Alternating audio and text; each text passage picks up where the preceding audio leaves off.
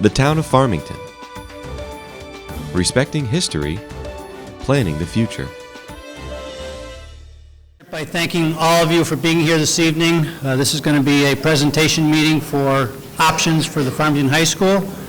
And I would like to call this meeting to order since this is an official building committee meeting. And just to introduce myself, my name is Bill Wadsworth and I am chair of the Farmington High School Building Committee. The other members on the committee are Gene Barron, who's here with us, Justin Bernier, Johnny Carrier, Hillary Donald, Dan Kleinman, and Michelle Hamilton. We were formed in January of 2016 by the Town Council, and our charge was to respond to the statement of needs of the Town of Farmington Board of Education. And what we are working with, Kat, we can get the picture? I'll try this.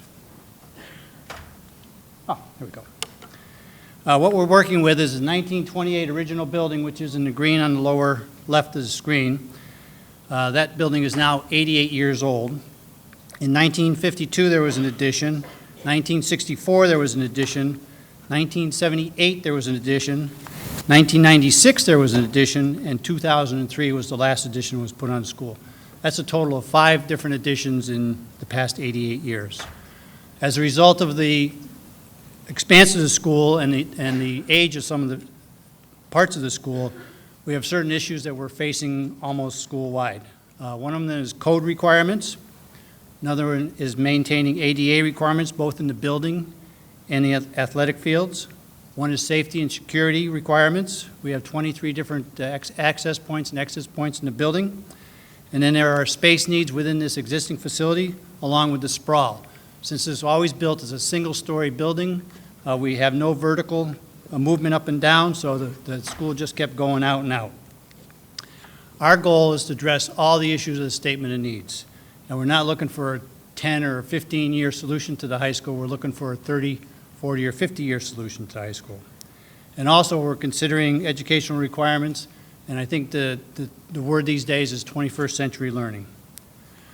So the committee to date, since we got formed in January of 2016, we have engaged an architect, Castle Booz Associates out of New Britain, and they are going to present 3 concept options this evening, which we can all discuss.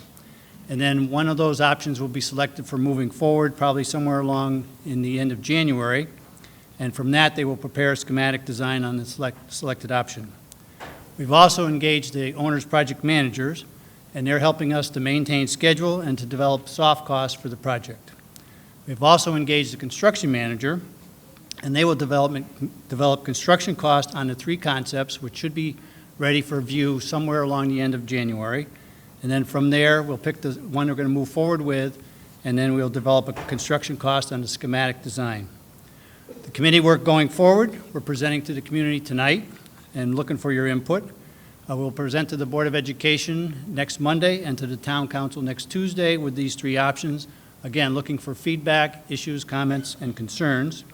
And then on the end of January, we'll re-present to the Board of Education and the Town Council for a determination of which option to go with. And then from there, we'll pursue the final scope and cost estimate for consideration for a referendum at the end of April. So again, thank you all for attending. Appreciate you being here, and I will turn this now over to Superintendent Greeter.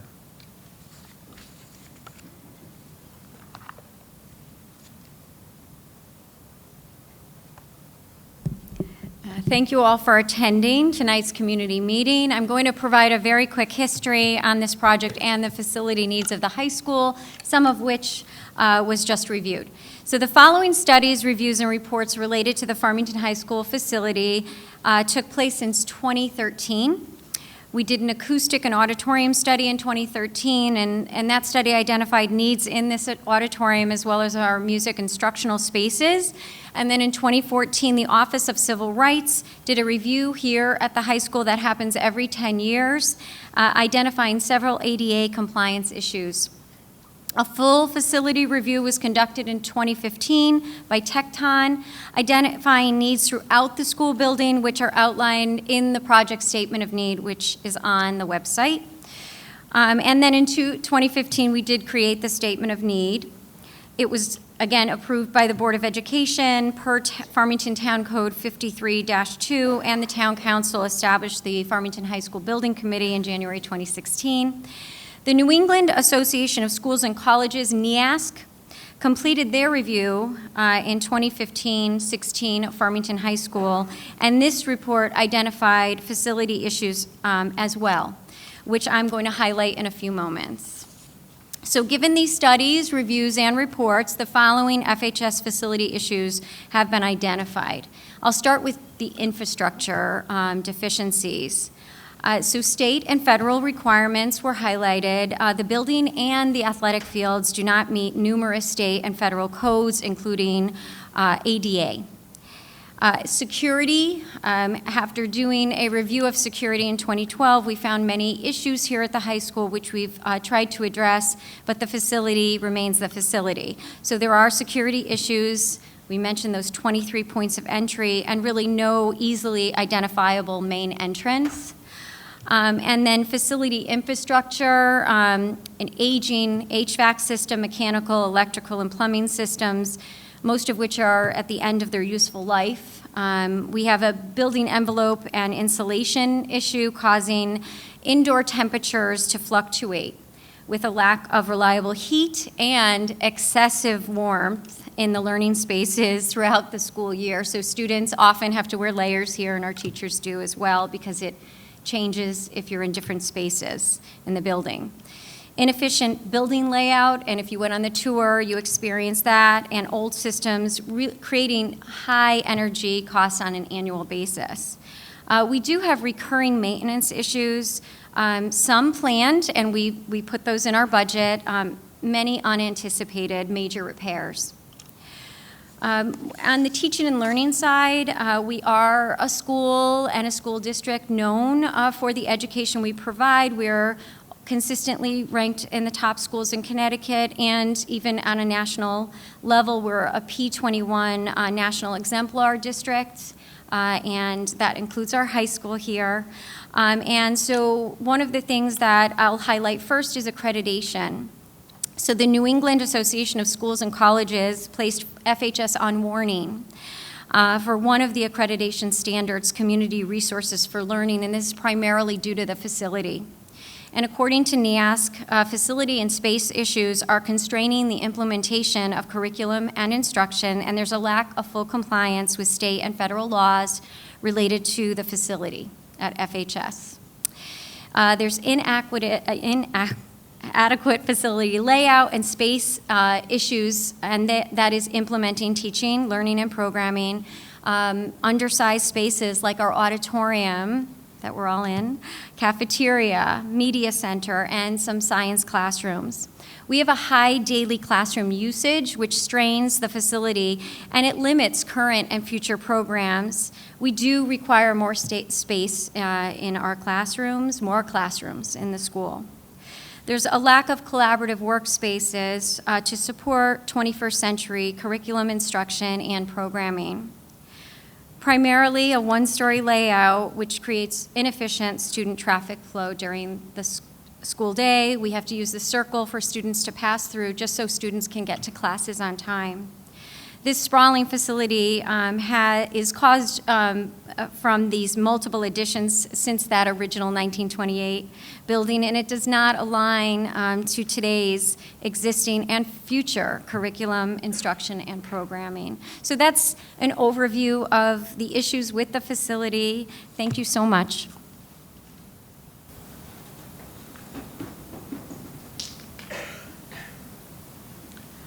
I'd like to introduce Chuck Booz from Castle Booz Associates. Thank you, Bill. Good evening, all. After almost 3 months of visioning and numerous staff meetings with the administration and school staff, I'm pleased to report that the final draft of the educational specifications has been completed, and it will be submitted to the Board of Education for their consideration during the next couple meetings. The ed specs define the vision and goals for the Farmington High School project. We are now at this project's design stage where the written word, the ed specs, will be transformed into graphics to define what the building could possibly look like. These are concept proposals that we'll be putting forth tonight.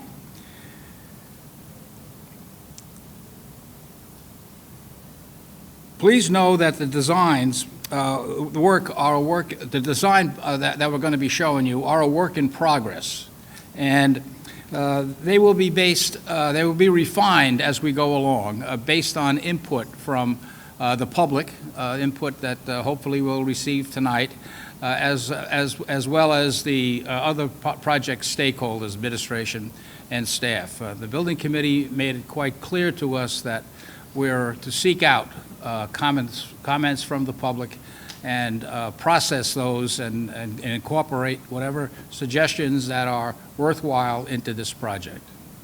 The project will be presented by Paul Dominoff. Paul is a resident of Farmington, and he's an associate principal with Castle Booze and the chief project designer for this project. And he'll be assisted by Luke McCoy, who heads up our landscape architectural studio. Gentlemen.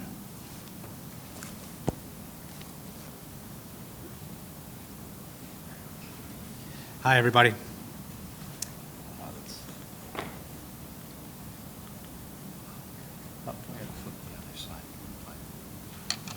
Got it.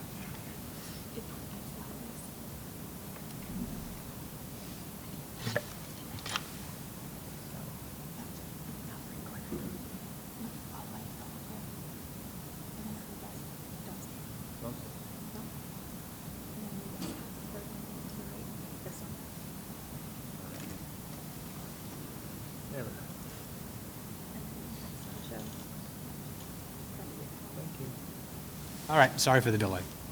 So my name's Paul Dominoff. I'm an architect with Castle Booze. So tonight we're going to show you three concepts, 2 addition renovation and 1 new.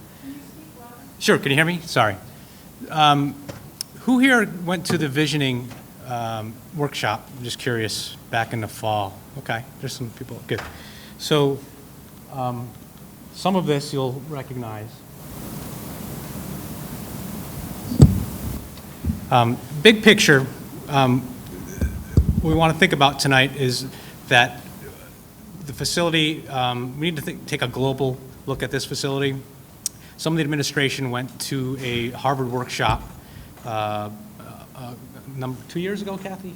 So to learn about some ideal learning environments, and these are some of the concepts that they talked about during the program up there, and it applies directly to what we're trying to do here at this when we're planning this facility. These are ideal learning environments, and we have light, flexibility, independence, collaboration, reflection, creativity, exhibition, and joys. So these are all areas that we want to explore when we start thinking about laying out a facility for the next 50 years. So for those who went to the workshop with Frank Locker in the fall, this diagram pretty much sums up what the visioning effort was about. And what it has to say is that this is how we could organize a new or renovated facility. This is called a relationship diagram. And what it does is it shows all the functions that happen in the facility in the relationship to one another, if they should be adjacent to one another or separate from one another. And quickly, these clusters here represent learning communities. So the blue represents classrooms. The gray in the middle that's collaboration spaces. We'd have science rooms, and we would have teacher planning areas. So each one of these circles here are learning communities. And in Farmington, based on the population, we've determined that to be 6, 1, 2, 3, 4, 5, 6 of these learning communities, each with about 7 classrooms and a couple science rooms. So they're all sort of interdisciplinary in nature. Currently, this facility is laid out where there's departmental layout, where they'd have world language wing up on the second floor of the 1928 building, a science wing, a math. So that's not what we're trying to do moving forward. We're trying to take all the disciplines and mix them within these clusters, okay? So this is sort of the student area back here, and this is sort of the public area. And that would include things such as the gymnasium, the auditorium, cafeteria, and sort of a community zone. This black line represents a security sort of buffer between the public and the student zone. So not all the public would be allowed to travel through deep into the school. And if you see this heart right here in the middle, that represents the Learning Commons or Media Center. So what we want to do is create the Media Center as the center of the entire facility. That's where a lot of things, activity can happen, not only academic, but it could be social in nature as well for the students. So, beyond that, we have other smaller components like the alternative high school. We have administration in here and other functions. But that's the basic organization that came from the visioning. This is what we want to, this is our roadmap to lay out either a renovated facility or a new facility. So with that background, we're going to get right into, we have three options, concept A, B, and C. The first two being a renovation scenarios, and the last being a new school scenario. One last thing here. This is a blow up of one of those clusters. The circles, this is what Farmington would have in each of those clusters. 1, 2, 3, 4, 5, 6, 7 classrooms, science rooms shared with prep rooms, a collaboration breakout space, small group and meeting areas here of different sizes so you could have flexibility with different sort of conference room sizes. Teacher prep area where they could be centralized and watch all the activity going on, and some staff toilets, student toilets within the cluster so they're not leaving the cluster to go to use the restroom. And outside you would get to some specialized rooms such as special ed or tutorial spaces. These fluctuate depending on where you are in the building, but they're outside the cluster, but also adjacent to the cluster, so they don't have to go across the facility to find those spaces. We've seen this map. Bill explained it very well. Over time, this whole facility evolved, and it's become a one-story, sprawling facility that takes a long time for students to get from one point to the other, travel time, among other things. This is another diagram of the same layout, just that shows the age of the building in a quick snapshot. What you see in the red is the 2003 edition with the cafeteria. There's extension alteration projects back in 2003. That's 20 years old, or less than 20 years old. The blue represents the 96 editions that are about 20 years old, and the green represents everything that's approximately 30 years or older. Luke's going to come up here for a moment and talk about Concept A, site plan.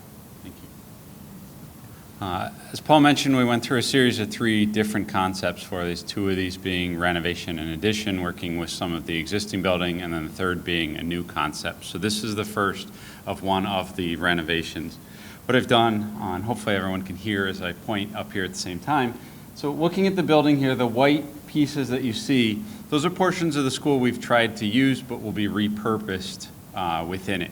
Different programs potentially moved, and Paul will talk about that in a second, whereas the tan is actually where additions would be added on. So what we've been able to do is push the building more in a linear here. With that, we've looked at, if you were to come up from Route 4 and enter in, we've looked at creating the main entry now for the school right here, which is similar to where the parent drop-off now, but that would be the one main entry for buses and parents. So if you're coming through, if you were a bus, you would come up, you would have the bus drop-off here along the yellow dashed line, and you'd come back and you'd have exit right out. If you're a parent or student drop-off or pickup, you would come along the top here and you'd follow the purple and have drop-off here and come back out this way. One of the things we'd look to do is at this point here, is that would actually be designated as buses would have the right of way. So during drop-off and pickup times, when the buses have loaded up and they're leaving, they would have the right-of-way to leave the campus all in one shot, and it would allow us to use this area here to stack parents, students trying to leave and allow those buses to get out, which now there's both are trying to get out at the same time, and sometimes there's conflict that can hold up those buses, which have to drop students off and then make it to the other great schools within town. So it would force that. We're able to keep the parking adjacent to the tennis courts and also parking here. We've looked at keeping an access road along the front of the school and then parking along the side, which is currently now where you have your bus dropping a lot of you, I'm sure, parked out there now. This would also allow for parking here, and then we've introduced some parking in the back, which would allow some access into those areas that Paul talked about, which are the after hours, the gymnasium, the cafeteria, things like that, and Paul will walk through those in a minute. Additionally, what was mentioned earlier, some of the accessibility issues for the site that we have to look at addressing as part of this project. So you can see here in the blue circles, we have to provide ADA access to all of the fields. So starting with the baseball field, we have to provide access out there. We would have to renovate the dugouts because currently they're not handicap accessible. We also have to look at renovating both sets of the bleachers and press box because they're currently not accessible and we don't have egress to them. And then up top, we have to make sure we provide egress to the fields that are up there. One of the things that we've heard from the community over our first 2 weeks of presentations is a lack of fields, not only within the high school, but also within the town. So we looked at introducing a fourth full-size multi-sport field up to the top. We do that by cutting down the hill that's here so that it would be flush, and we can shift the two fields that are here and introduce another one up top. So this scheme would actually allow us to add one more field here. And again, as I mentioned, leaving the tennis courts as they are now. We know that was a new project that was done, as well as the main field and the track where they are. And what I should also note, I should forget that because it was asked.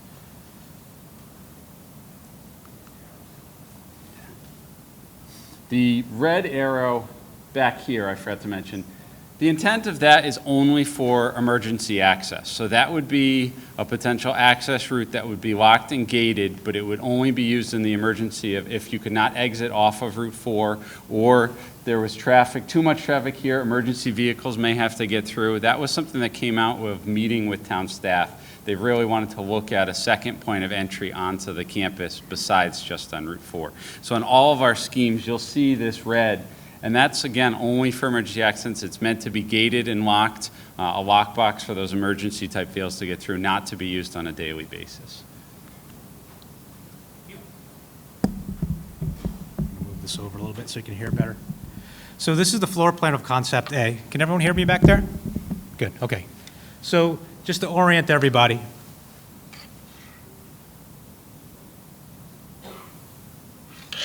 this red dashed line represents the footprint of the existing school right now. It's a little muddy, but what I want to point out is this concept demolishes a few portions of the existing facility. I want to point them out really quick.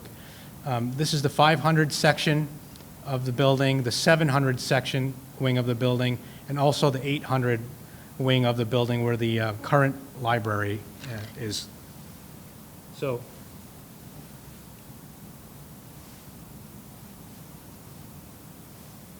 yeah, I got rid of those red. It's very distracting. So now that we're oriented, the big idea behind this concept is to take the clusters that we mentioned earlier and place them right in the center where the circle is right now and also east of it and stack these for 3 stories, 1, 2, 3. So we'll have 6 clusters.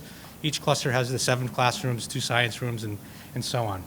So the big move is to put these clusters side by side, 1, 2, and then take the 1928 building and form the media center or learning commons adjacent to the learning. So the student zone, as I talked about before, is primarily right here.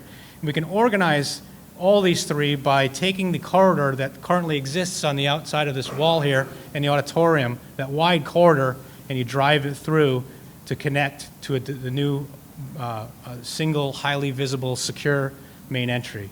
So let's walk through the school really quick. If you arrived, you'd get dropped off here, as Luke mentioned. Come in the front door. You'd get your credentials if you're public, but if you're a student, you come in. You have administration right there with your eyes out front. You would have much of your learning communities right here. We would have the Friends Room, perhaps, special services. As you go deeper into the building, this scenario keeps the cafeteria that was renovated in 2003. It also keeps the existing servery in 2003 that was renovated. However, it takes the kitchen, which is now over here and served from the front of the building, and it takes all of that and brings it around the backside with a new kitchen on the backside. We'd have a new receiving area that is discrete and not on the front of the building any longer, and we could have kitchen access.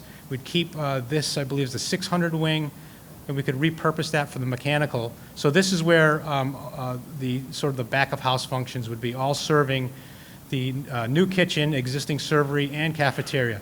So now we could expand the cafeteria because it is undersized. It's one of those spaces that are undersized. So it touches now this linear Main Street here. So with that connected, as we go deeper into the building, from this point on, this is all renovation. And what we have is, again, the media center or learning commons here. Keep the auxiliary gym in its current position. Keep the locker rooms, but renovate them in their current position. We could have, as an aside, the learning commons and media center would have accessory uses off of them, such as classrooms, application labs, maker spaces. Farmington High School has a great Edge studio, which is a multimedia production studio, TV. So all that would be sort of a lively, dynamic space within the 1928 building. We would have volume here, excuse me.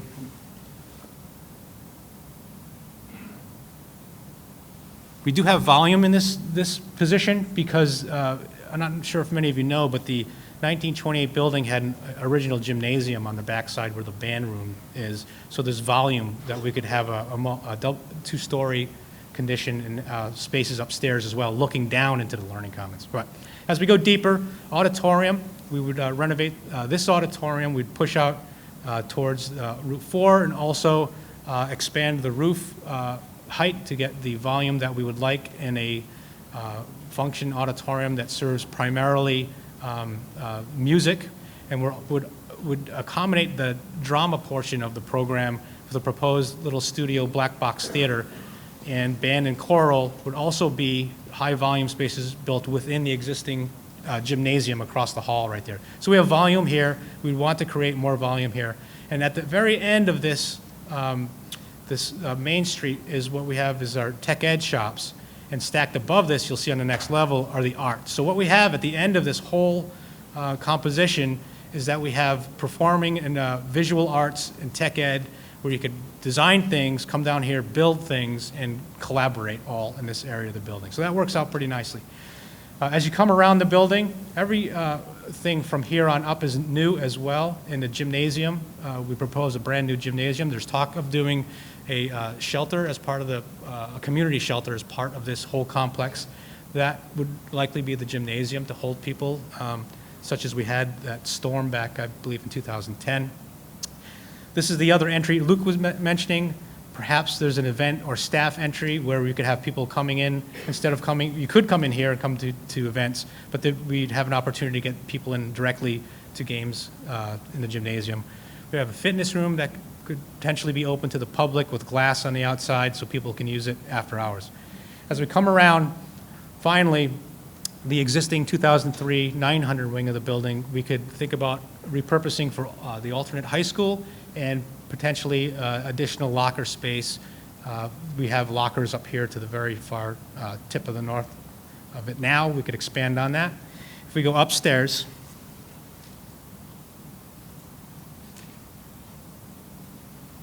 upstairs would be, again, the two clusters stacked identical, try to be efficient as possible with our systems and our layouts.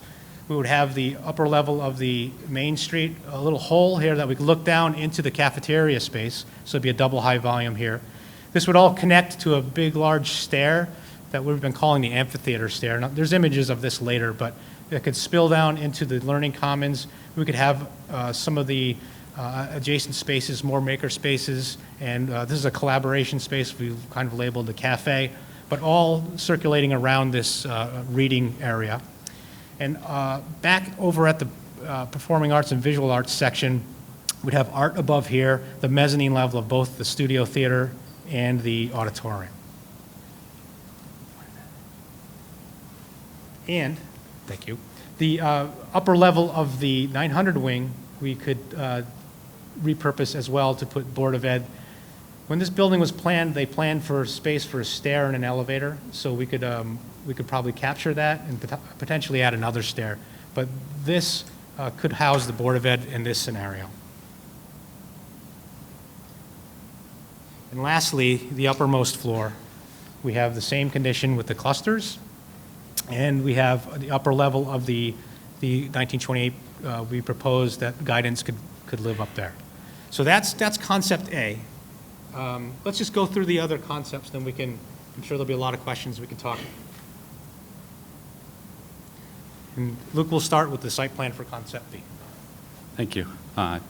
These will go a little quicker as we go through each one because some of these we have some redundancies. So this one I'll start with a little bit of that. Is this one, again, you can see in the back we've added the fourth field.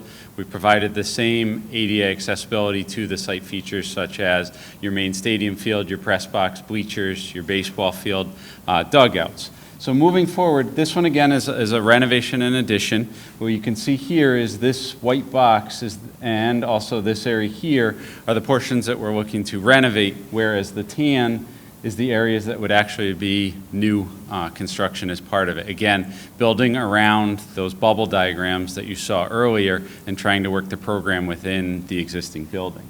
So once again, if you come in here, because of the scheme and it doesn't come out as far, we're actually able to push this bus drop off. So we'd propose to realign how you come in here. So now if you come up that boulevard, you'd actually enter straight into campus instead of having to come and kind of bear to the right like you do now. So you'd come straight in. Again, buses would come in this loop here. They'd come. We'd propose that they'd have the right-of-way coming out. Parents, anyone else that's parked here or picking up would make their loop through. They'd pick up, they'd come, and then they could stack here while the buses are leaving. The main entry would be here. We'd again have that building piece there, but what we've also been able to do is continue the roadway back through the back here and provide some parking to the rear of the building. So there would be some bit of parking in the back, allow access there. So you can see there's a secondary point of entry right here, and Paul talked a minute about what that correlates to in this proposed new building.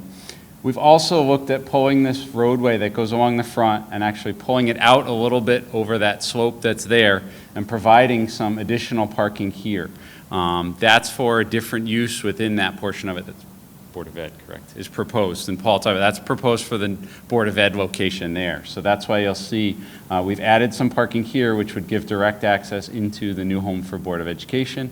And then, like the last scheme, we've also kept parking off to the side, which is off the side here, which is allowing not only additional parking, but entrance into functions that are on that side of the school there. This plan, again, allows us leaving your stadium field, which was new, designing around your existing tennis courts were done, and then also, as I said, keeping the baseball field, but updating the dugouts that are there. And the emergency access road again.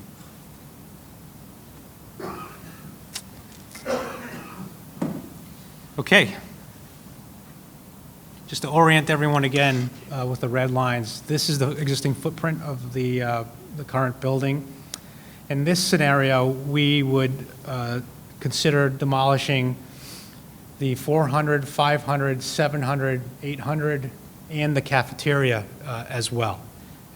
This one is a more aggressive solution in terms of how much we would remove, and let's walk through it.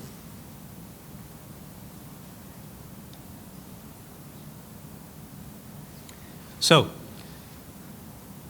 starting with the existing portion, we would think about renovating this area here. Instead of having the east-west Main Street, last concept day we had it down here.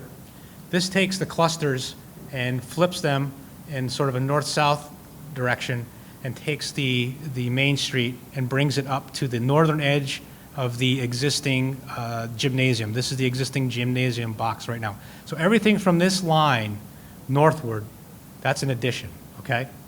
So what this does is takes the 3-story clusters and places the learning commons almost between them.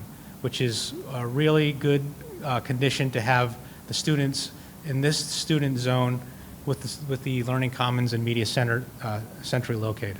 So that's the basic organization of this. Let's walk through it again. Visitors come in, administration out front as well, come into the student zone here, deeper into the school. We took the cafeteria and brought service in this side. We took the stage house off, actually, and brought receiving in here so you can get kitchen and servery feeding a cafeteria, which almost flows right into the Learning Commons. So it's almost one space, although this would have higher volume. This would be lower volume in terms of the ceiling height, but all of it could be sort of one atmosphere. Very open, and we could have spaces for small group learning, large group learning, collaboration booths, things of that nature.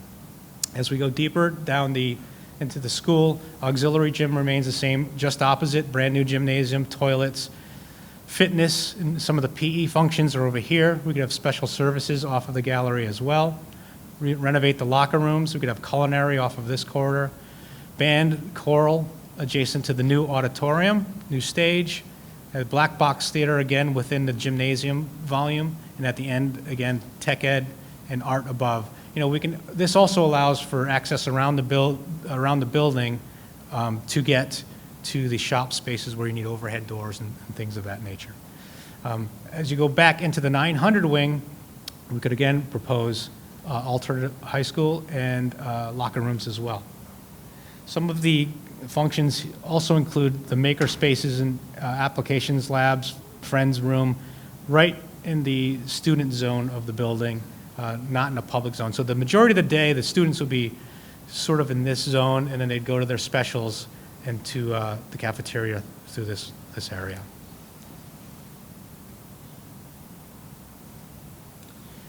Next level up is the clusters, second level, with guidance above the administration. What we could see happening in this scenario is if the public came in, got their credentials down below, they would be able to come up to guidance through a separate staircase so that they don't have to travel through the school in order to make an appointment with a guidance counselor with their child. They could come in and do their functions and then leave without going in deep into the school at all. So that's a good placement above the administration. You'd come down the gallery more off to the Performing and Visual Arts wing over here. Board of Ed is in the 1928 building, which is completely separate with its own separate entry, elevator, and things of that nature.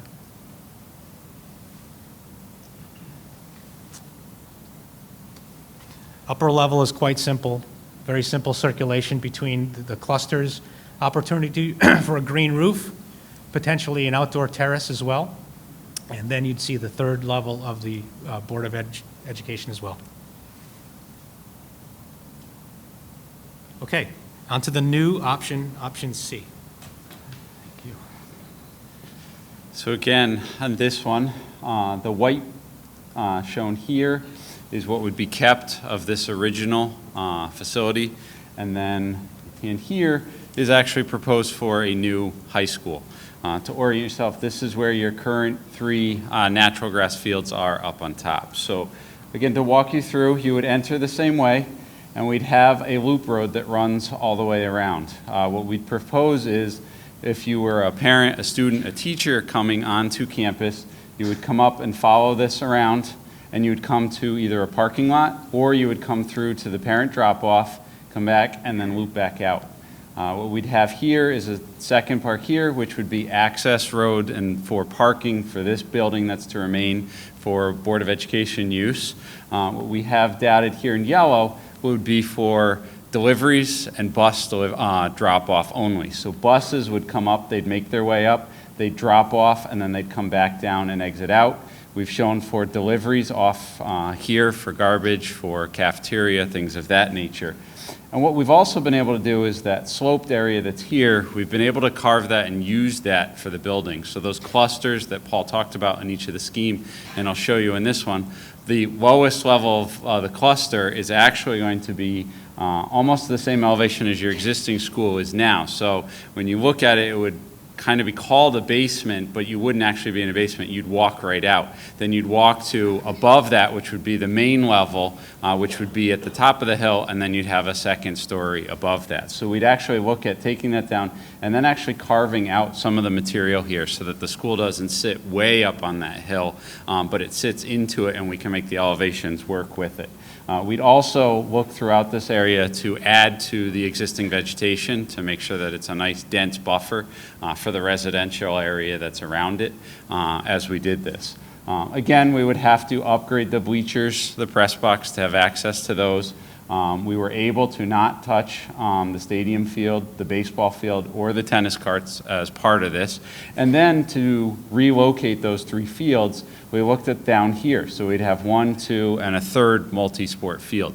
We weren't able to fit the additional 4th field here, but we were able to replace what was there now. And again, with that, you would have parking down here for this building, but also for athletic events, you'd have parking scattered throughout it.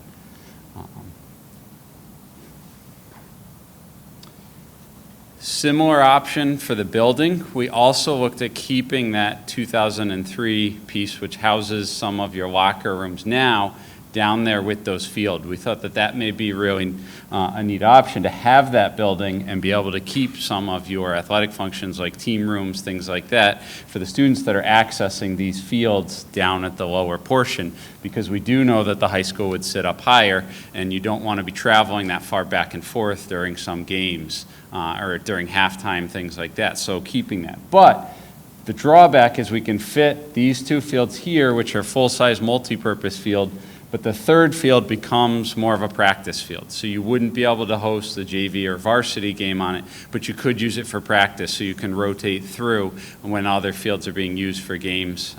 That's there. Again, the parking and the flow throughout campus would all remain the same in this scheme. It's simply the area that basically is right in here. All these pods and these clusters Paul's going to talk about, these are these 2 parts here to orient yourself, and they would look out over here. So you'd look over your fields and then also down onto Route 4. If you're coming up to enter, the thought here was it would feel like a campus, like a college campus where you're pulling, there's a lot of green space, you see the fields, and then you see the building set up and back there as you enter it. With that, I'll turn it over to Paul to talk about the building.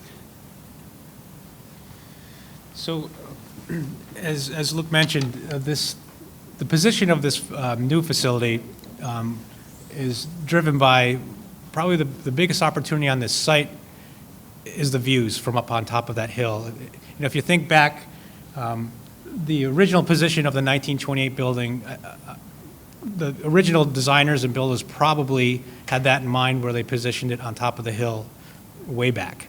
So this could, we could do a similar type move and take advantage of those fields that are on top of the hill and position it so that, as Luke mentioned, you get to the top of Monteith Drive. What you would see, I'd like to go back just for a moment.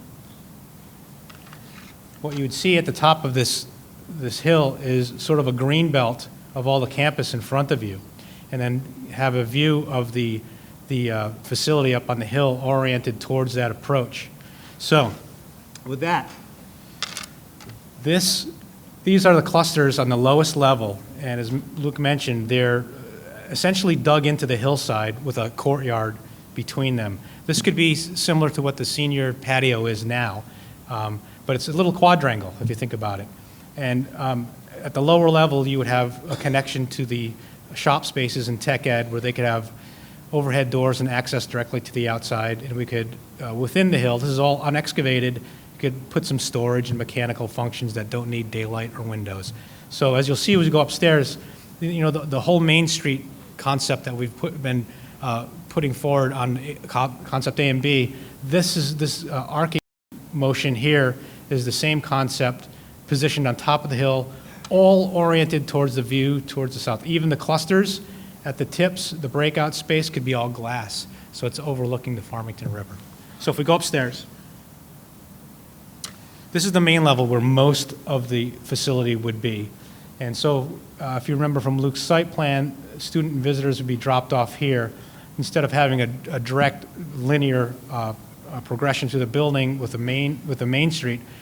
This could bend to form into the hillside and have the clusters basically projecting out off the hill.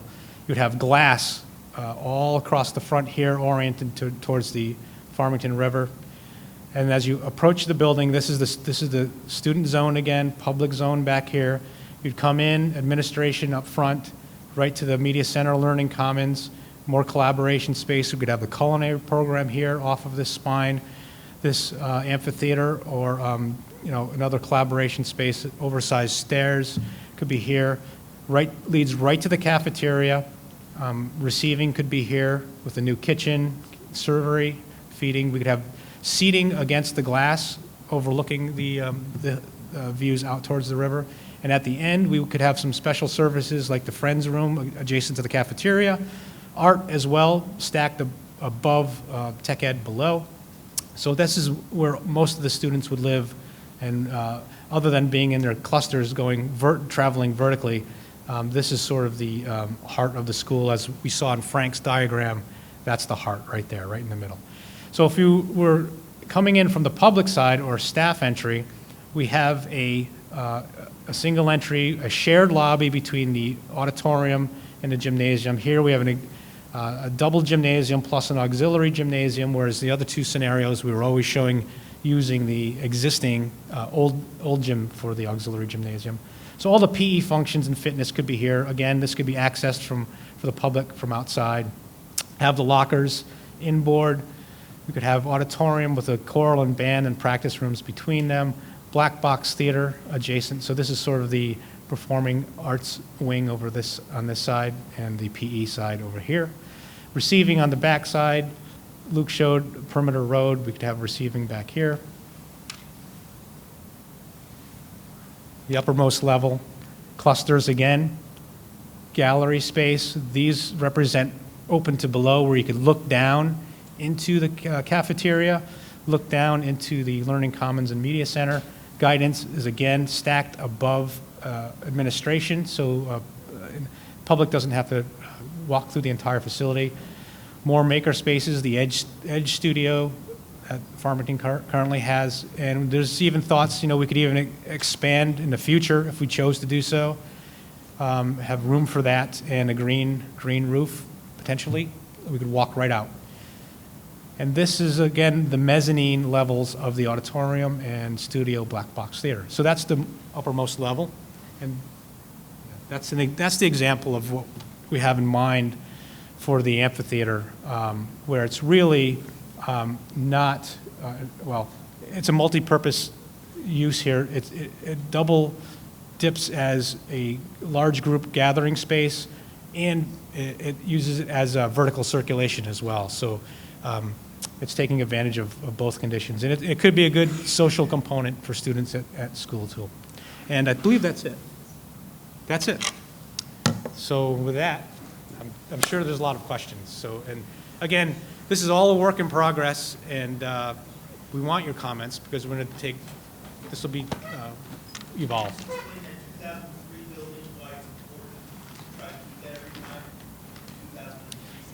Well, it's this is the newest part of the additions that have been put on the complex, so it's new. So we're trying to repurpose it. It would be nice if we could just keep them classrooms, which we could, but it doesn't really solve the remoteness issue in a sprawl for kids to travel. So we've been thinking that it may get repurposed for something else at this time. Okay, I know there's a lot of questions, and we're going to try and keep this as orderly as possible. There's a microphone off to the side, if you wouldn't mind utilizing that side as well. There's a microphone for those on the left side. Do they both work, I assume? And if you could limit your questions to maybe one or two. We have lots of project team members in attendance, town administrators, educators, the design team, the construction manager, your owner's rep, and I'll try and filter your question to the right individuals. I have two questions. One question is, how many classrooms are we planning to have, and how many children will they service? In other words, if the town grows, what is the limit? So we wouldn't be looking at this again in 5 years, 10 years, whatever. Second one is, what is the length of time that you believe this will take to either renovate or build a new one? And just to let you know, I'm definitely for building a new one. All this other stuff going on, if anybody ever had taken on a project to repair something in their house, costs twice as much, twice as long, and it never looks the way you wanted it to. But getting back to that, if we do decide to do either one, where will the children go during that period of time? Will they be in other schools? What will happen to them during that time in their education? And what's the period of time? Okay, I'll address the latter question in terms of the phasing and the schedule. This is going to be a multi-year project, whether it's a renovation or new construction. We actually have a meeting scheduled next week to start looking at those phasing options. Obviously, new construction's a lot easier, right, because you can build a new building while you're occupying the existing facility. Renovations get a bit more complicated. We've been involved with projects that took 3 years that were 10 phases. I mean, first and foremost, you have to provide a facility that you can educate, the students and make sure that they're safe, and that'll be primary focus number one. But sometimes those renovation projects, while seemingly less expensive because it's less new construction, might cost more money because it takes a longer time to actually construct. But we're going to be developing costing models that include phasing and schedule over the next few weeks. It's premature at this point to talk about specifically how long it would take and what we would do with the students. I know we want to try and minimize portables because we know that the state doesn't reimburse for portables. But we will hopefully by the middle of January have those concepts worked out. In terms of the size, the number of students, and potential for growth in classrooms, I don't know, Paul, you want to address that? Everything we've been working on is based on a demographic report that shows the design load for students is 1,346 students. And that we have, I think, 42 classrooms total. That's what it translates to. Nope. Yes? I'm just curious on all three options for special education students, not just wheelchair accessibility, but just OT space, sensory space, where are they built into all three options? Let's just stay up here. Yeah, no, they are. We've considered them. We didn't label every room and every space on these documents, but that's part of the program, and they're accounted for. All, in every case, they're on the main level, and we try to put that special services near the nurse when at all possible.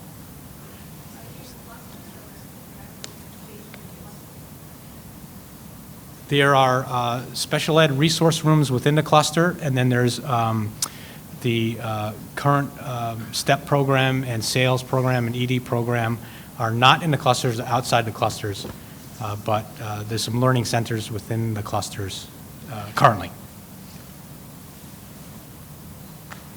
Yes, sir? I had kind of a follow-up question to what the first woman asked. My question, I guess, is more for the future. So in your future presentations, I would love to almost see a grid comparing the total space, for example, the cost, obviously, but also the timing and how long each of the three options would take. I also would like to know that you thought through the fact that, as she also mentioned, timing often goes over. So for example, if you're planning to work during the summer, that there's contingencies in place for if you're not done by the time a specific section is complete when the kids come back in the fall. And then that brings me to the kids. While we're obviously planning for the next 50 years, I hope we also are taking into consideration the kids who are here right now, especially.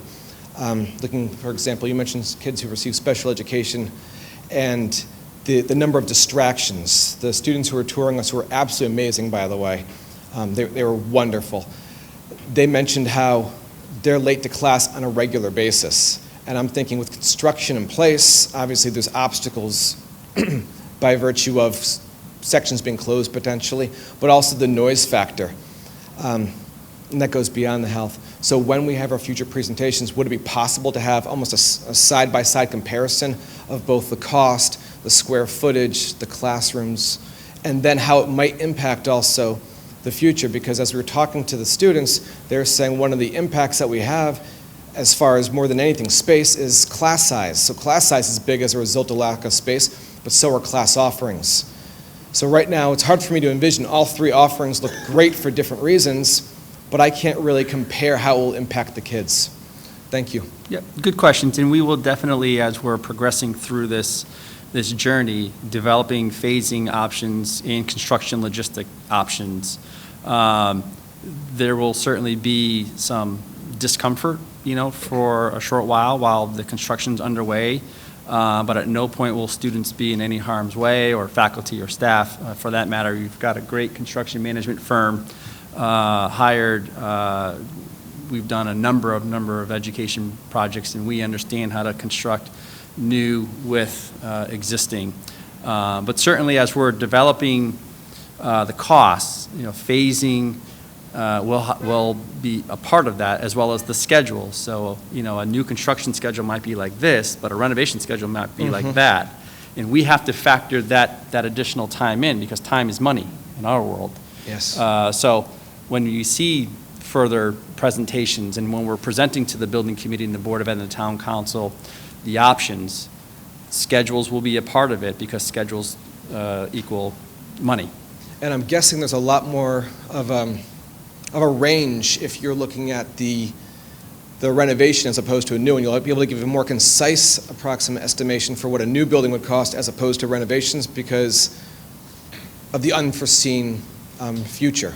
Yeah, we'll be able to ferret that out. I mean, there are terms that we use every day called contingencies, and from a financial standpoint, we may have more dollars in contingencies for renovations for that exact reason. We're also doing due diligence exercises now to see what is currently exists within the facility that might be an exposure financially down the road. But we've been doing this long enough that we can identify those potential exposures and keep them minimized. Thank you. In listening to some of these questions and the proposal, my personal inclination, I'll just say, would be that I'd be leaning towards the idea of a new school, but were there other options that the building committee considered besides these three that were, in other words, concrete proposals that were rejected, and what was the rationale for rejecting those in general terms? You want to take that one, Bill?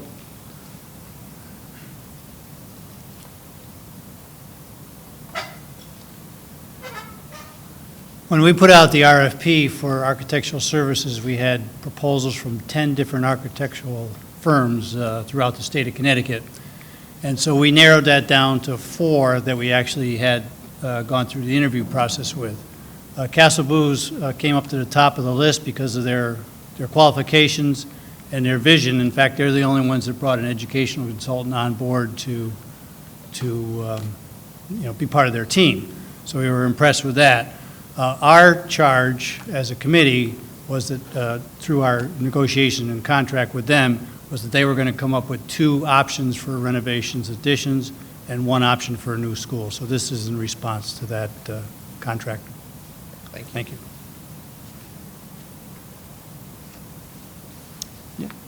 Thank you for your presentation, first of all. And secondly, I'd like to add to what the other gentleman was saying about the cost contingencies as you look into the project. If you can also, I know we can't foresee the future, but they were, on our tour, they were talking about one of the bathrooms that's not in service right now and had not been in service, for 6 months or something like that. And are there things that are structurally in this building that you will come upon when you're renovating the 1960s and 50s area versus maybe renovating the 2003 area that you will just have to, you won't be able to renovate it the way you want to, or it would be at additional cost? So that's one thing that I would love to see if the construction people are on top of that and kind of knowing what the building codes were back then versus what they are now, and if that is going to be a problem and a cost. The design team will do a structural analysis of the existing facility, and it would be nice to take the whole building apart and see what's behind every wall and above every ceiling, but you can't physically do that. So you base decisions and judgments based upon what you have for current documentation. Right. That doesn't mean the documentation is 100% correct. Right. But when you're building a project budget, which Yeah. is what you're leaning towards, we customarily build in contingencies to account for the unforeseen conditions, the unknowns. So in a Okay, new great. building, we'll have less contingencies because really it's below grade. And if we do our jobs early enough, we'll know what's below grade before we start construction. But in an existing building renovation like this, yeah, there may be lots of things that are above the ceiling that, the documentation that we have and trying to get up there to poke and prod just won't give us the full story. So you Right. build contingencies to account for that. The last Right. thing that we want is to have to go back for more money. Right, and that's what I'd love to see up front in the proposals when it comes time to do that. The other thing that I would have a question on is, on all three proposals, you're showing different parking, and I know parking can be a huge issue as we move toward the future. With an increased number of students, we're going to need an increased number of parking spots. I don't know if we gain or subtract, or if it's just equal in all those parking spaces. So as you can see now, we're very conceptual, but our goal is to match what's there, if not add parking in all of those schemes. When we go through our next rounds, we'll start to get more and more detailed where we actually lay out each of the parking lots and go through that. So each one of these, we're tasked with trying to match what's here, if not expand upon it, if it's feasible.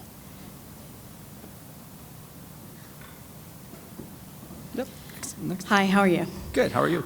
My first question is about clusters. We talked a lot about clusters tonight and the layout, and really, it seems like all of the designs around clusters. To the best of my knowledge, the way that the students are today, they are not learning in clusters or teams. So is that a shift in the, they're not at the high school, though.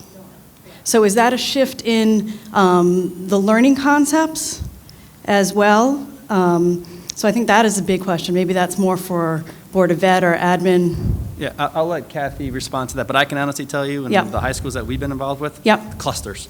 That seems to be the trend. I'm not saying I'm opposed to it, it's Regionally, just, yep. it's different, and we Yep. have not talked about clusters in the high school before, so that is a shift. So I'm curious about that.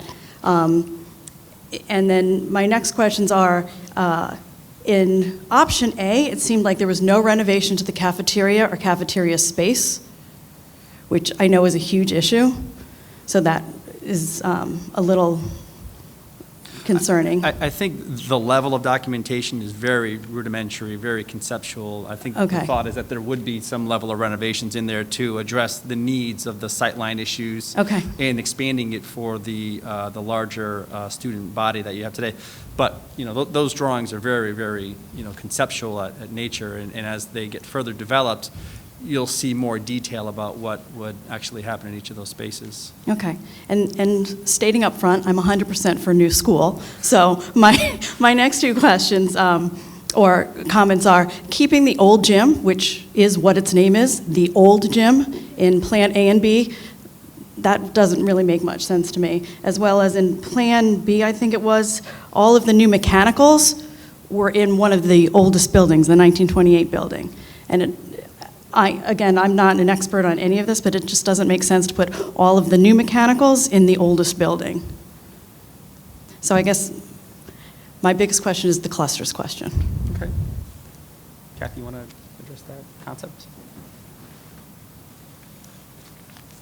So back in 2010, the school district created a vision of the graduate, and that vision of the graduate was developed by the community through interviews and sessions with our community, both internal and external. And our vision of the graduate is a set of 21st century skills like collaboration and communication, problem solving, innovation, self-direction, resourcefulness, things like that. and a core body of knowledge. So Farmington is known for our content, but what we wanted to make a shift to was 21st century skills so that our students are prepared for the world that awaits them. There's a lot of complexities with globalization and some of the environmental issues, and we are entering an age of innovation. So we have to prepare our students for a very different world, and that does rely on students being able to learn in a more integrated way. So starting in kindergarten in Farmington, students learn in a very integrated way. It's a very active learning process rather than a passive. When I grew up, it was a very passive learning process where we listened to the teacher, we filled out what we needed to do, and worksheets and things like that. It's not like that any longer. Students and teachers are partners in classrooms, and there's a lot of open-ended problem solving going on each day. Students' role in the learning process has been elevated. So when we've 7 years ago started on this journey, we have students now who have gone through the grade levels and experienced a very different education. And at the high school, we are at a point where that same type of learning is going on in our classrooms, and what's holding us back is the facility, the fact that science and math aren't as close to one another in proximity, that even when we look at some of our tech ed, it's far away from some of the other subject areas like art that really could be integrated in a more integrated cluster approach. Innovative, integrated course offerings could organically emerge just by having teachers close to one another. So we really are ready for this. We're trying to do that in a 20th century building, but I think that it would really be maximized in this cluster idea. And when you look at some of the needs to do that, a building needs to be flexible so that if in 20 years, educators decided that, the future is about keeping students in subject areas, you could still take those clusters and make them a science cluster or a math cluster or an English cluster. So we want to have that flexibility. We want breakout areas. Many of our students now, because they are so self-directed, if you have a classroom that then goes into a breakout area and there's glass, the teacher can still have a view of those students, but the students can work on projects together, and they don't have to be right in that classroom. Some students need quiet space, so we have some quiet breakout spaces with walls in them, again glass, but so that for some students, they're distracted and they need smaller spaces. So it's trying to create that flexibility so that we meet the needs of all students, but we're also meeting the needs of our curriculum, our programs, and preparing our students for a complex global society that really is seeking innovators and problem solvers. I hope that answers the question. Hi, it's me again. I have a follow-up question. If I heard correctly, you've mentioned that there is 42 classrooms. Am I correct? Yes. So with 42 classrooms, we're looking at about 30 children to a classroom with 1,300 full capacity? No, I did not include this. There's 12 science classrooms as well. Okay, so it'd be the 42 plus the 12. Yes, So we're correct. looking at a little bit greater. Okay. Yeah. So that's one. The second question I had was, if we were to decide to go with a new school, are you guys planning to keep the old school operational during the period of time that you're building the new school, therefore not making a lot of changes for the kids? Yeah, the plan would be to keep the existing Until you're done. school in use, with limited, upgrades, because it'll be, Of course. at some point raised and turned into fields and parking. Okay, But, yeah, thank you. That would be the concept, yep. Hi. Hi. It sounds like cost and timing and transition plans are all to be determined, and I'm sure everybody's interested in seeing how that develops. But can you give us an idea of what the plan is from here? How will a decision be made? How will the public be involved in that decision, and what the timing might be of that? Sure. The second question, I have a sophomore here, and anybody who has any child that you drive to school here, you know how hard that is to get into the school. So is there any plans, I know there's still, all three plans showed one entrance into the school. has there been any studies or any preference among the options that will alleviate the traffic and the issues in getting in the school in the morning? Okay, I'll handle the former. We do have a very prescriptive timing laid out for this process, working with the town manager and her staff, the building committee, the design team. We have about 100 individual events with associated dates that get us to an April 27th referendum. From a big picture perspective, the idea is to take the feedback from today, take the feedback from the Board of Ed and the Town Council. The design team will finalize concepts by the end of the month. The construction manager, our firm, will provide concept estimates with cost ranges during the month of January. End of January, the building committee, Board of Ed, Town Council will sign off on a preferred option. We do have a public information session in January, so you'll be able to hear and see how things are evolving. With that preferred option, late January, early February, the design team then further details the documents. One of the three options will be turned to schematic design, which is, again, a further refined level of detail. That'll take us into March with new estimates, and at that point, we'll define an actual project budget. So in January, it'll be a range, from X to Y.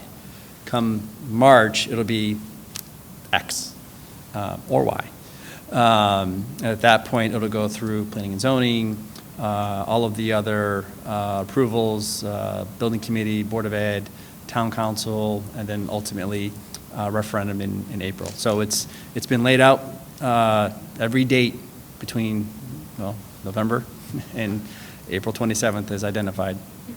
So at what point will the public is not going to be involved in the decision directly? We're not voting or anything on which option? The public is, the building committee meetings are open. They're open public meetings, but ultimately the building committee will make that decision based upon feedback, from these meetings. But no, it's not going to be a referendum vote for everybody votes on which option they want. Ultimately, the building committee will recommend an option that the Board of Ed and the Town Council will approve. And these are all open meetings. Okay. And they'll see what you see. And they'll be able to provide feedback like you're providing feedback. Okay, so the cost will be known the range will be known in January, but the final cost will be known in March, but the decision about which option is going to be before March? Yeah, the decision on which option they want to go with will be late January, early February, and that will come with a cost range. Because the designs are very conceptual, it's hard to pinpoint an exact dollar figure. So we'll have a range of plus or minus, 10% or something like that. Once we have more detailed documentation, then we can put a final number that presumably will be within that range for ultimate town approval. Okay, thanks. And then the parking traffic? Luke, you can handle that one. Yeah, so each of the schemes, we started to look at changing some of the traffic flows, changing some of the patterns there. Again, we're looking at big picture right now as each of these schemes is refined over the rest of this month and then through January, and then ultimately the final one. We'll continue to look at that. So we haven't looked at was things like the entrances out and possibly another turning lane with Route 4 or separating, things like that. Those will continue to be looked at. So we will definitely take into consideration what happens now, which we know it's very congested for drop-offs, trying to get in and out of here and trying to look at alleviating as much of that as we can. We did look at a few other options of trying to find a second access point out, but the problem is we didn't want to look at taking the traffic that's currently on here and introduce it into the residential areas that are directly adjacent here. The second was if we did and exited those out, they don't have traffic signals at the end of those residential areas, which would further cause backups.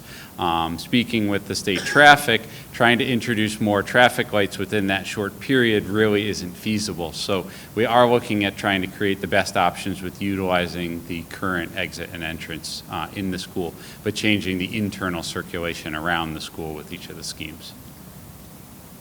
Thank you. I'm going to turn left if you don't mind. Yes, sir. Hi, thank you for being here tonight.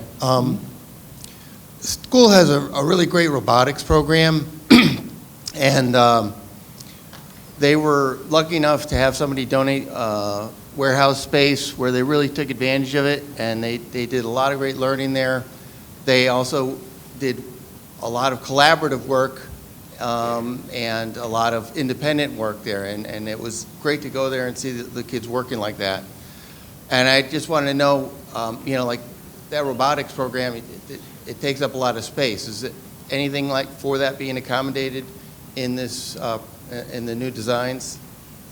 Yes, there is space carved out in the new facility for the robotics program. Okay, and then, not every kid is going to go to a 4-year program, and I'm just wondering, I heard you call it the tech space, or, what kind of programs is that going to include in regards to training?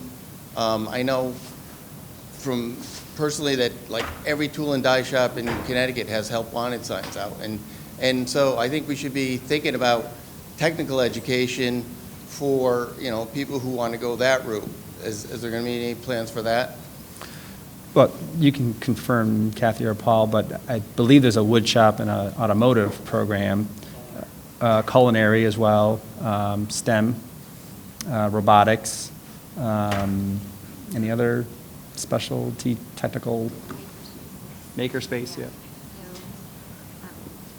The current tech ed space is small for our program, and it is an expanding program. So in the ed specs, there is an expansion or increased square footage for the programming.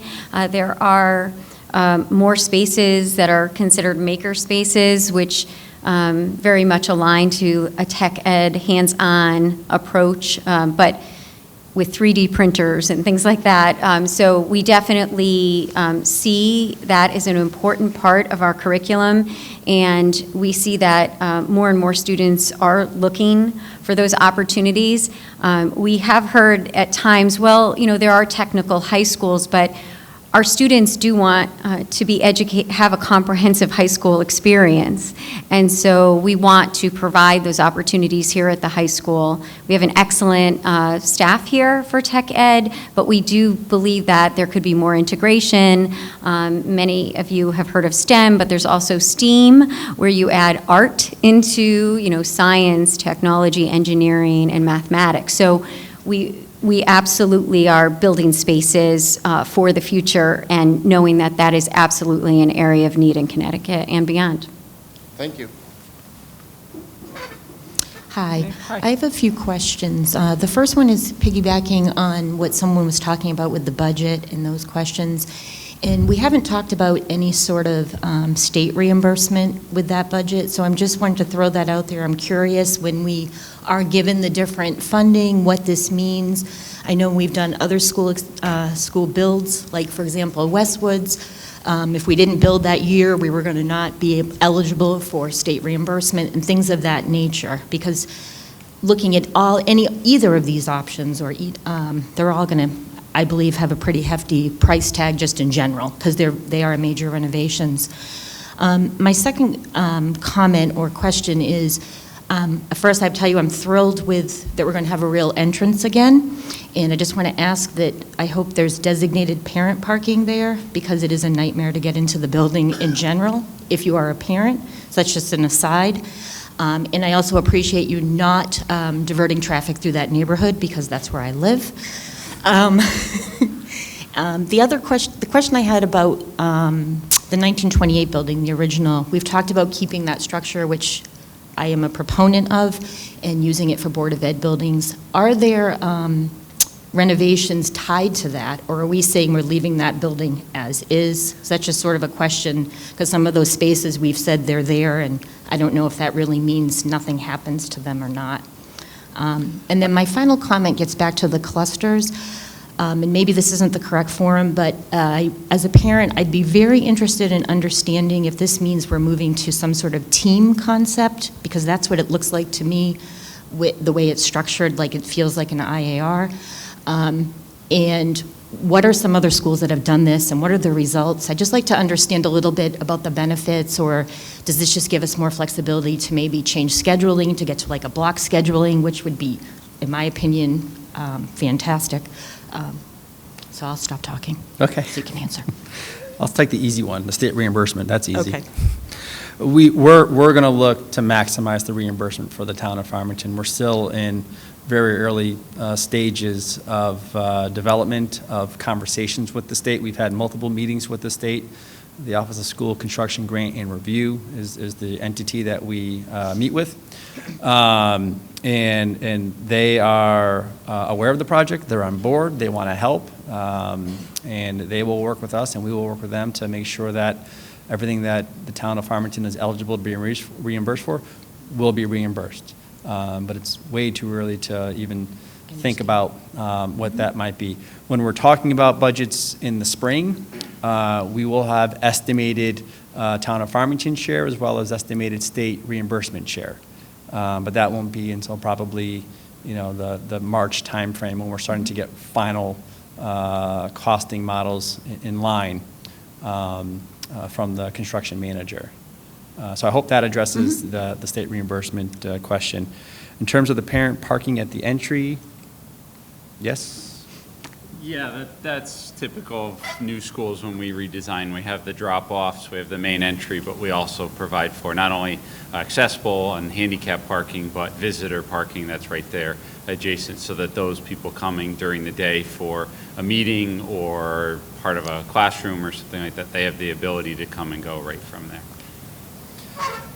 Paul, correct me if I'm wrong, but I think all options have the 1928 building renovated in some capacity. The new construction option shows it as the Board of Ed space. The other two options, the renovations and alterations, extensions, are programmatic space, correct? Right. Okay, so they will be renovated. And then in terms of the clusters and results and team concept, I don't know, have you, Paul, have you seen results from other? So at IAR, there are teams, and they are integrated. The subject areas are integrated. At the high school, there are departments, and those departments meet. And then there is teaming that goes on by course. So teachers do team every week by course. So I think with this design, I don't think it would be driving us, say, to do a team approach. But it would provide the opportunity, which we hear from the teachers, for integration of curriculum and collaboration among and between departments, where sometimes that's something that has to be forced because they're just not in close proximity to each other. I've done lots of focus groups with teachers in their first 4 years here, and they'll say, gee, there was a whole year before I met this other teacher on the other side of the building. So they do, I think that it would just provide more kind of organic work together among and between departments. That's not to say that if in the future, say we did a 9th grade academy and we thought teaming would be a good thing for 9th graders, specifically because of their transition from a middle to a high school, I think this design would lend itself to that, but I wouldn't say that we're doing it because we're moving in that direction. We're doing it more so that we're aligning our curriculum and programming to our vision of the graduate, to the priorities that we set many, many years ago, and they continue to evolve, and we are at a place where we're ready to do this type of work. We are doing this type of work, but in a facility that doesn't really help us very much in doing that work. Thank you. Yes, sir. So my question was also related to funding. Would you please elaborate how exactly state reimbursement works, and if you don't get a certain amount of cash from the state, is that left to the taxpayer, which is us? Especially knowing that the state is in a huge deficit currently today.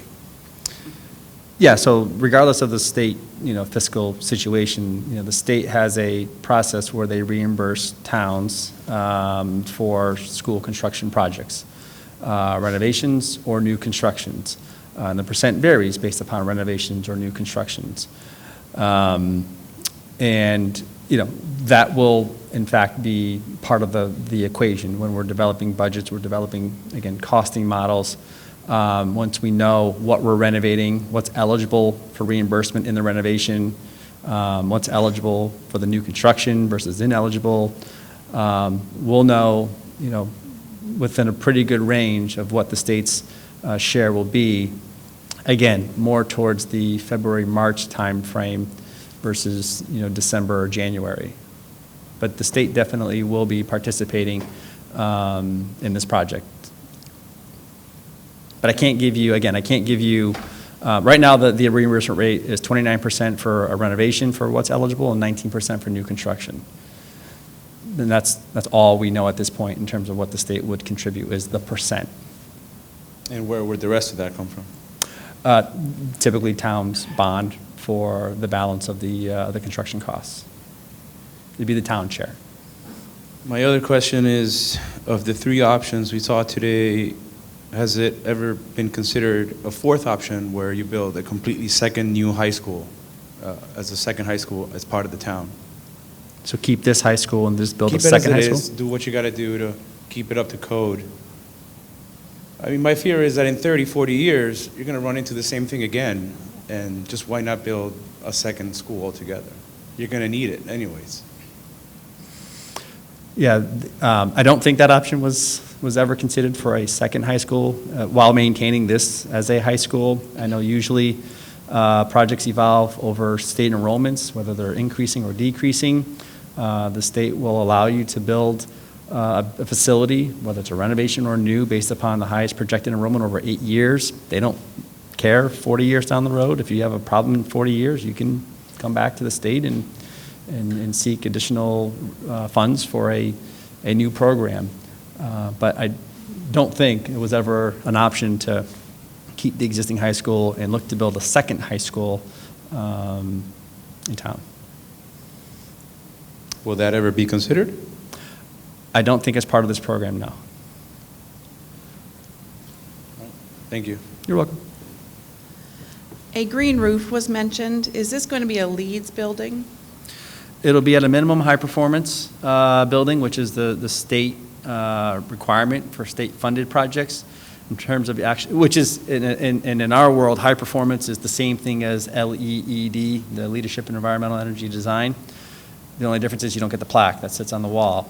And I don't know if we've been charged with getting LEED certification, but either way, it'll be highly sustainable. Does that mean solar or? There are lots of options. The LEED, the high performance, has a series of criteria: energy, atmosphere, sustainability, rapidly renewable materials, biking, advocating low emission vehicles, having specialized parking for low emission vehicles, carpooling, van pooling. There's 6 or so sort of major categories. Solar's one of them. Geothermal's one of them. Those are more expensive, though. In the initial install, but then year over year. Yeah, and if we're looking at those options, we look at payback, when will those pay themselves off? And we'll be able to run those analysis as we're developing the sustainable features for the projects. And what about parking decks, like a 2-level? Was that ever considered, or is it allowed in the town? I don't even know. I don't know if it's, hasn't been, I'm not even sure it's required, because we might have enough surface parking to accommodate. But it would free up space for a 4th field if you went up as opposed to ground level. It's something we can certainly look at. I'll be honest, looking at the parking areas, none in particular is large enough to swap out with a field, but it's certainly a great suggestion. As we look at it, we can look at that potential and then work with you to run numbers on where those would change the budget. Okay. Great, thank you. You're welcome. Yes, sir. A couple things. The first is a bit of a reassurance. A couple questions ago, there was a man who mentioned the robotics program. I just wanted to reassure everyone that as an alumnus and current mentor of that team, we do plan to regularly keep our ears to the ground in this process. So if we have a concern or a question, be sure someone from the team will let these guys know.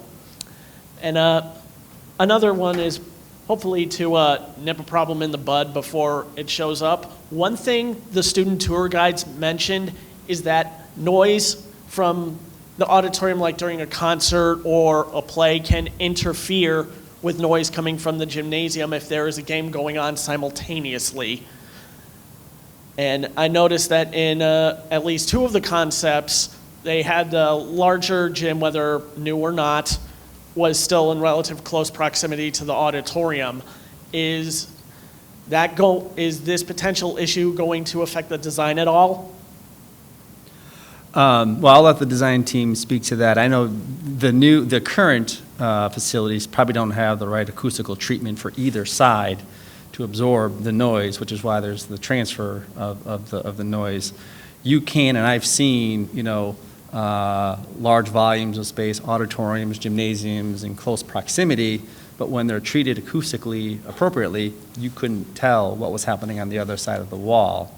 And there's an acquisition on their design team that will evaluate not only the large volume spaces, but even the classrooms to make sure that you don't have that transfer of noise that would create the disruption. That's also part of the high-performance building requirements is making sure that you have acoustically separated and treated spaces for all spaces, not just auditoriums and gymnasiums, so that you don't have that disruption.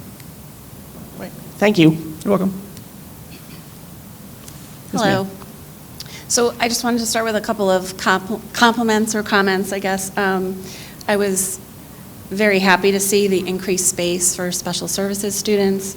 Been hearing about lack of privacy, and certainly on our tour we got a real view of what that entails. And so for occupational therapy, physical therapy, that kind of thing that happens, it sounds like that's going to be addressed in this new space, whatever option we go with. I think that's really key. The expansion of tech ed and bringing back culinary and supporting robotics, I think is key, that we continue to serve all students and not necessarily college prep, or we're also offering those college prep students some opportunity to dabble and experience those types of course offerings. That's been a shortcoming, and I think that's really going to make a big improvement. The cluster concept, I think, is something that is really exciting because teachers are trying to teach in a different model now, and this building is not supporting that, and it's not supporting the students in the way they're being taught and the way they need to learn, and to prepare them to go out into the world that's going to demand those skills that they're able to learn in that kind of environment. So I think, although with flexibility, I would think to go back when and if a pendulum would swing again, or the educational philosophy or requirements require that, and if we're talking 20, 30, 40 years down the road, that there's enough flexibility in this design to accommodate that. I did have a question about cafeteria space. I apologize, I wasn't here for the presentation for the first design, but we have an assurance that the cafeteria space is going to be large enough to no longer affect scheduling and students eating at 10 in the morning and that sort of problem? Yes. Okay. Yep. Okay. And then lastly, I know you don't want to get too much into state reimbursement and all those different factors. There's a lot of different factors as far as square footage and reimbursement based on different designs. I guess I would just like to say to the building committee and the town council and the Board of Education and the community as well, that state reimbursement does not always mean, if we're maximizing state reimbursement, that doesn't always mean we're getting the best design, and that shouldn't be a priority necessarily. You have to kind of look at the big picture, all the different designs, all the pros, all the cons of each, and take that all into account. So we're not always chasing those higher state dollars and then maybe getting a subpar solution. This is really about a long-term comprehensive solution, and our students and our community having a facility that is kind of what they're deserving of and what has been a long time coming in this community. So that was it. Thank you. Thank you. Yes, sir.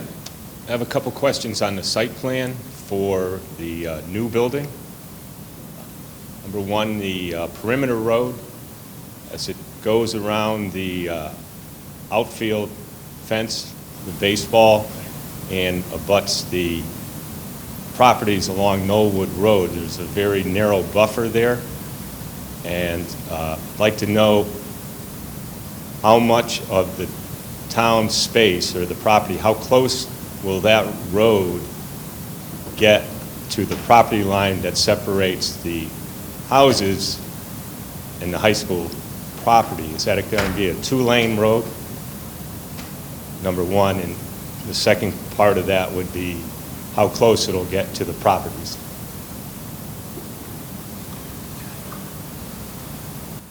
So the first question, yes, it will be a two-way road because we'll have to bring parents, students, teachers up and then allow them to also exit out the way that we've shown it right now so that they're completely separated from where buses would go. As far as exact dimensions, we don't know yet because we're still very early in conceptual design, but we have walked the property a number of times, especially with the town engineer, and looked at some of the mapping, and there is enough room from the outside field of that baseball field to fit that in. Part of that new scheme is that may be addressed where that outfield fence may shift slightly to accommodate that. In addition, when the road would be put in, we would look at making sure there is enough buffer. So whether it be a mixture of natural vegetation and potentially man-made fences, things like that, so that we can make sure that you still have your buffer and your screening there. We're not looking to impede on any of the property lines that are there currently as part of this. Also, the emergency access, that's now a walkway from the street, Crestwood there, to the parking lot. So you're going to maintain a walkway for students that walk to school, and how will you deal with vehicle traffic and the student pedestrians getting to the building? So we still would maintain any of the pedestrian access points. You know, one of the things we didn't talk about is we know there's also the walkway that comes up from Route 4 and they walk the hill and then the stairs. You know, we would have to look at that as part of the project. But that again, although it would be used for emergency access, we'd still maintain the pedestrian access way through. They would have openings or gates that are simply large enough for pedestrians but not for vehicles, and it would be maintained so that they can continue to come through. Any of the points that we find around the campus, I call it the campus, the site where we find that students are able to walk to the school, we'd look to maintain those and provide the proper access from that to the school, either with walkways or pathways from there. So that would be part of the next round of plans. Well, a student walking now doesn't have to cross a roadway. When you put the roadway in, they'll have to cross a roadway to get to the building. Correct, or at some point they would. What we've done in the past, so we've designed pathways or walkways that are adjacent to that, and we have designated crossing areas, and they're separated with some sort of barriers so that they are separated and students can't walk. And then we look at different traffic controls at those crossing points, either stop signs, raised crosswalks, other things like that. In nature. So that'll be part of what's worked out as we get further into design to make sure there's safe crossings for those students. And I have another question. If you could help me visualize the elevation of the new building with existing elevations, as the football field maybe being one and this parking lot out here maybe being another. How far are you going to keep that bank where it is and build on top of that knoll? Is that where the new building's going to go? No, that we know that large bank that comes would come down, but as far as elevations, we're not there yet. We haven't gotten to the point to figure out floor-to-floor elevations, which will then determine if we excavate out some of where that fields are in the new to drop that field in lower, those kind of things yet. So those can vary, and Paul, correct me, I mean, your ceiling floor to floor can go from 12 to 18, plus feet. So there's a very big difference when you're talking 3 stories, but we just don't quite know, depending on the schemes and chase spaces and what kind of mechanical units yet, which will define all that as we look into it. So we'll know more as we progress more, but right now I wouldn't feel comfortable to be able to address the overall height on there. Okay, thank you. Yeah. Yes, ma'am. Hi, I have 2 concerns regarding if we go with the choice of a renovation. One of them, the high school I attended, actually I went to Avon High School, The fall I entered, they were completing a renovation, and it wasn't completed on time, so we had to start the school year with the academic wing. They didn't even have the windows in yet, and we were having classes throughout the building, like in the gymnasium. And so I'm wondering if we do go down the road of having a renovation, how it will impact the students. And secondly, and almost more importantly, I'm concerned about the environmental issues on the students and the staff if we do decide to do a renovation and not a new building. If they're in the building, not just while the building's being renovated, but the after effects of perhaps renovating spaces where there could be asbestos and other environmental issues going on. Okay. When we're talking about renovation projects or new construction projects, when we're developing project schedules, we will often build in schedule contingencies. So for many of our school projects, the required completion date by the contractor is May 1st, or maybe at the latest June 1st, which gives us all of June, all of July, all of August for scheduling issues that may crop up as a result of unforeseen conditions. We know if you set the completion date, the day before faculty arrive to start setting up classrooms, there's a pretty good chance you're going to be looking at issues because things happen during construction, weather events, unforeseen conditions, especially with a renovation, like you said. We could take down a ceiling and all of a sudden there's a structure there that we didn't anticipate and it's going to require redesign and new products. But when you build in schedule contingency, like we have financial contingencies for the unknown, we can still accommodate the unforeseen and get students in and faculty in when necessary. So we'll employ those types of scheduling strategies when we're developing, once we know what option we're doing, and we're working with O&G and Castle Booze, and we're laying out the project schedule, we'll make sure that there's a safety net, if you will, on the scheduling side. And hope, through good management practices that we don't have an issue. Because, we know that if, students can't return on September 1st or August 28th, that's a problem. That'll be a big problem for the superintendent. And bless you. And she'll be making sure when we're in January of that year that we're on schedule. But I'm confident with the team that's been assembled that we won't allow that to happen where that's an issue. It's easy to say when we're looking at pencil drawings. But that's how we approach projects from a scheduling. In terms of environmental, first of all, the state doesn't allow you to do any asbestos abatement with students on campus. So if we were doing a renovation project and we were doing asbestos abatement, like every other one of our projects in Connecticut, it'll be done over the summer, when students vacate. And if there's a summer program going on, well, we'll look to maybe, relocate those summer programs to another facility during those, 8 to 10 weeks where the contractor has the building, sort of by themselves.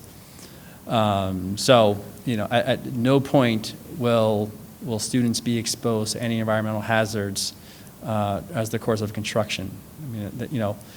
When we're developing logistics plans with the contractor, there are demarcation zones that get set up. So if you're not doing environmental remediation and you're just doing simple construction, we'll put up permanent barriers to make sure that there's no cross-pollination of construction and students.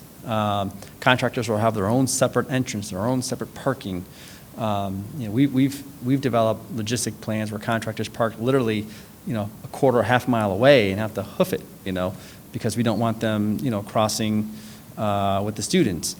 We'll stagger or ensure that contractors don't arrive during drop-off and pickup periods because that's when all the buses and all the parents are here to drop off and pick up. So we'll make sure that construction deliveries, could you imagine during drop-off having an 18-wheeler come up the access drive off of Route 4 and he's having a hard time turning that corner because it's tight and everybody's backing up? So what we'll say is, okay, no deliveries between 6:30 and 7:30. And conversely, no deliveries between 3 or 4, whenever students get out. All of these will be developed during the course of design so that there's no crossing of construction activities and students. I mean, we do this for a living, you know. We've done dozens of projects in Connecticut, Massachusetts, Rhode Island, and I don't care where you are. I have students in Canton, and the last thing I want is for my students, my kids, to be exposed to, you know, to hazards of construction. And that's a very legitimate question that you have, and as we're making these presentations throughout the next years, you know, you'll see how we're going to set up the construction so that students and faculty aren't in harm's way. Okay, thank you. You're welcome. Yes, sir. How you doing? I just wanted to say I'm excited to be in Farmington while this is happening. I think it's the thing that a citizen should be happy to be able to be involved in. And my children won't see the benefits of a new high school. They'll have graduated, but I still think it's a great thing. And I'll vote for the brand new high school, by the way. The question at any cost? Yeah, well, here you go. Here's the question. Oh, okay. Something that I haven't seen because I don't know what high schools cost. So, is there a ballpark number? I'm curious. No. Okay. Cool. But two, is there a date? Is there a move-in date? Is there this project must be completed by? I've missed it. I haven't seen it, so I'm just curious. Is it tied to the warning we received?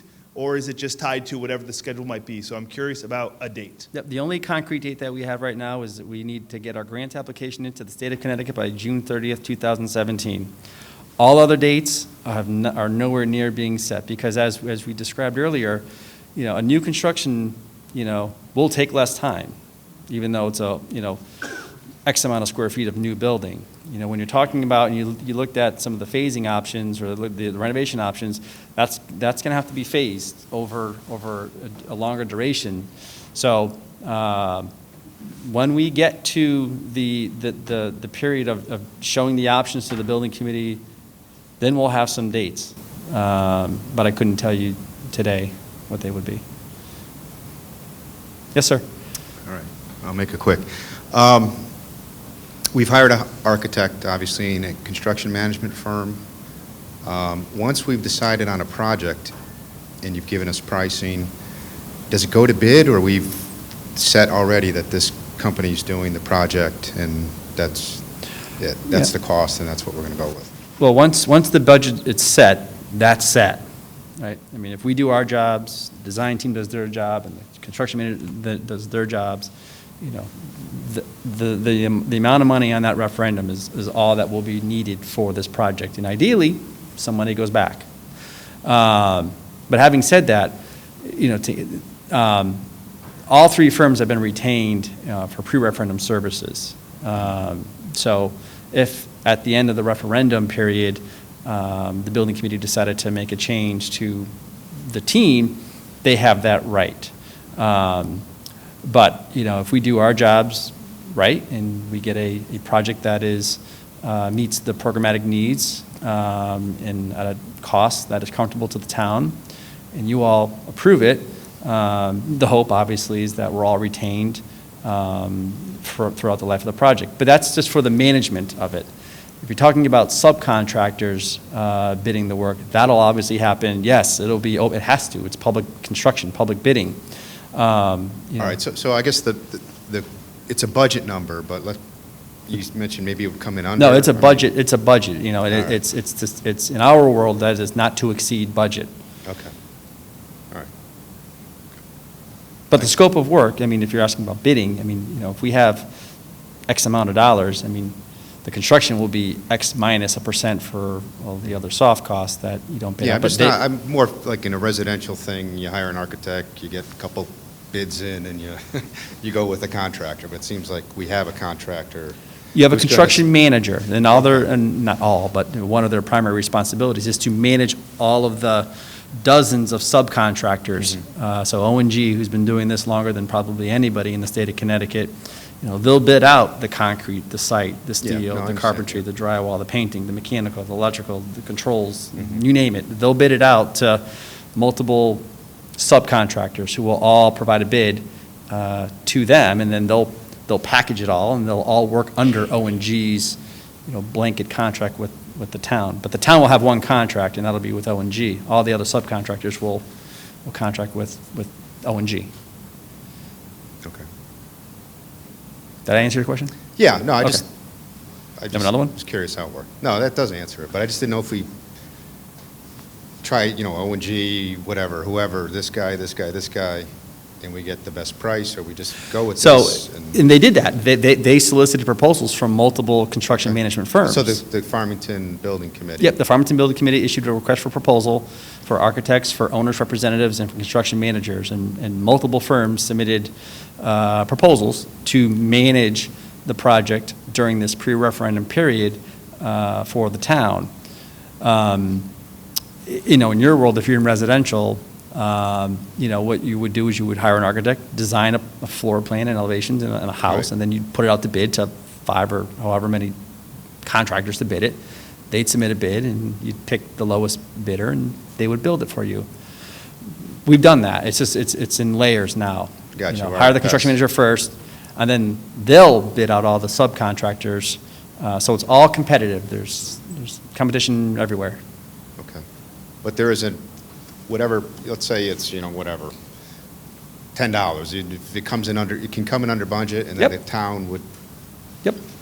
Okay. Money goes back. All right, thanks.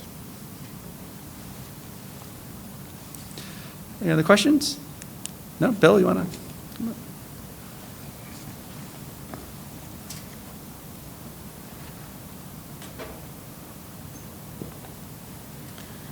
So that was our owner's project manager, Mark Skolenka, and he's been doing a great job for us.